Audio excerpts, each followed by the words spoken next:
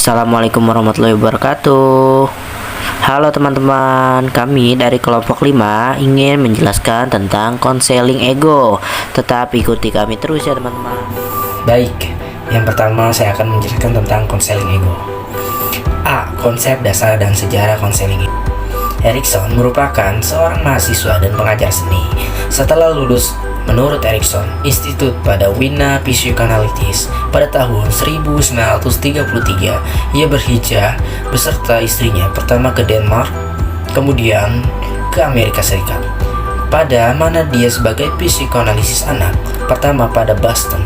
Erikson memegang posisi pada Massachusetts General Hospital pada tahun 1936. Erikson mendapat posisi pada Yale University, bekerja pada Institute of Human Relations, dan mengajar pada sekolah kedokteran.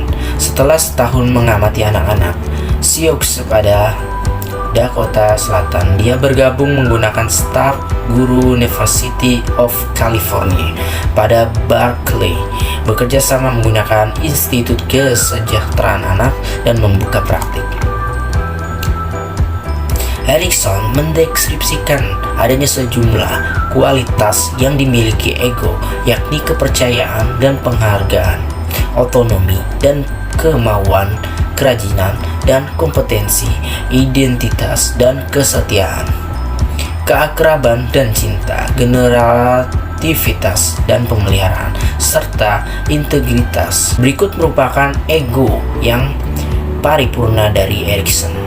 Yang pertama ialah fakultas, merupakan deretan warta, data, dan metode yang bisa diverifikasi menggunakan metode kerja yang sedang berlaku. Yang kedua ialah universalitas, berkaitan menggunakan pencerahan akan kenyataan, sense of reality. Yang ketiga, aktualitas, merupakan cara baru pada berafiliasi. 1. Menggunakan yang lain.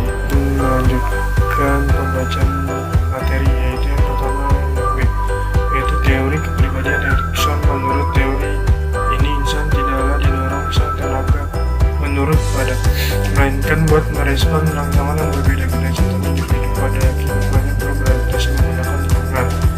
Dalam teorinya, Erikson merumuskan karakteristik pengembangan kepribadian sebagai 8 termin, itu pertama, masa bayi awal 0 sampai 1 tahun, perkembangan eksklusif ditandai menggunakan sifat percaya. Kedua yaitu masa bayi akhir 1 sampai 3 tahun. 1 sampai 3 tahun, perkembangan eksklusif ditandai sang adanya suantara, sedangkan perkembangan juga ditandai adanya perasaan ragu. Ketika masa kanak-kanak 3 sampai 5 tahun, perkembangan eksklusif ditandai sang adanya inisiatif. 4. Masa kanak-kanak pertengahan 6 sampai 11 tahun, perkembangan eksklusif ditandai menggunakan membuat, sedangkan perkembangan yang ditandai menggunakan rasa rendah diri. Masa puber dan remaja yaitu sampai 12 sampai 20 tahun, perkembangan eksklusif ditandai menggunakan kemampuan mengenai bukti dirinya sendiri. Keenam yaitu masa dewasa awal, yaitu 21 sampai 30 tahun, perkembangan eksklusif ditandai menggunakan adanya keintiman, sedangkan perkembangan ego ditandai dengan sang isolasi. Ketujuh, masa dewasa pertengahan 30 sampai 55 tahun, perkembangan eksklusif ditandai menggunakan adanya keaktifan pada banyak sekali bidang secara generik.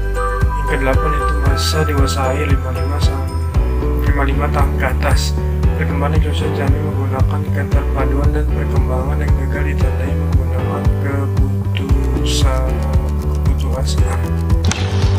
Proses perkembangan kepribadian Erikson membagi atas 4 tahapan menjadi berikut.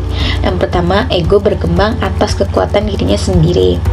Yang kedua, pertumbuhan ego yang normal merupakan menggunakan berkembangnya keterampilan anak pada berkomunikasi. Lantaran melalui komunikasi, individu bisa mengukur dan menilai tingkah lakunya menurut reaksi menurut orang lain. Yang ketiga, perkembangan bahasa juga menambah keterampilan individu buat membedakan suatu objek pada lingkungan. Menggunakan bahasa, individu bisa berkomunikasi menggunakan orang lain. Yang keempat, kepribadian individu berkembang terus-menerus melalui proses interaksi dirinya menggunakan global luar atau lingkungannya. Adanya keterkaitan antara interaksi yang satu menggunakan yang lain. C. Fungsi ego. Fungsi ego pada diri individu dibagi sebagai 3 bagian, itu 1. Fungsi dorongan ekonomis. Yang kedua, fungsi kognitif. Selanjutnya, saya ingin membacakan tujuan konseling ego. Adapun tujuan konseling berdasarkan Erikson merupakan memfungsikan ego klien secara penuh. Tujuan lainnya merupakan perubahan-perubahan dalam diri klien. Sebagai akibatnya terbentuk coping behavior yang dikehendaki dan bisa terbina supaya ego klien itu lebih kuat. Selanjutnya, langkah-langkah konseling ego. Adapun langkah-langkah dalam penyelenggaraan konseling ego. 1.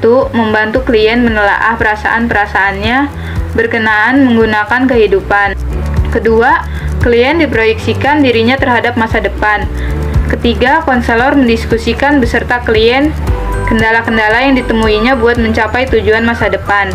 Keempat, konselor melalui proses interpretasi dan refleksi mengajak klien buat menelaah lagi diri sendiri dan lingkungannya punya. Yang kelima, konselor membantu klien menemukan seperangkat hasrat, kemauan, dan semangat yang lebih baik. Mantap pada kaitannya menggunakan interaksi sosial. Pada aturan pada proses konseling ego, ada beberapa anggaran pada konseling ego, yaitu 1. Proses konseling wajib bertitik tolak berdasarkan proses kesadaran. Kedua, proses konseling bertitik tolak berdasarkan asas kekinian. Ketiga, proses konseling lebih ditekankan dalam pembahasan secara rasional. Keempat, konselor hendaknya membangun suasana hangat dan spontan, baik pada penerimaan klien juga pada proses konseling. Kelima, konseling wajib dilakukan secara profesional. Selanjutnya adalah teknik-teknik konseling ego. Teknik yang digunakan tidak kaku, melainkan luas, sinkron, menggunakan hak klien sebagai dirinya sendiri, meliputi 1. Pengawalan. Kedua, pengontrolan proses. 3. Transferensi. 4. Counter transfers atau kontrans. Kelima, diagnosis dan interpretasi. H. Masalah yang menjadi perhatian konseling ego. Yang pertama, jika individu stres sang keadaan yang menimpanya dan ego kehilangan kontrol. Yang kedua, tingkah laku salah suai atau TLSS. Yang ketiga, rusaknya fungsi ego. Misalnya, individu tadi mempertimbangkan laba ruginya pada bertingkah laku tertentu. Terima kasih, support kami terus ya.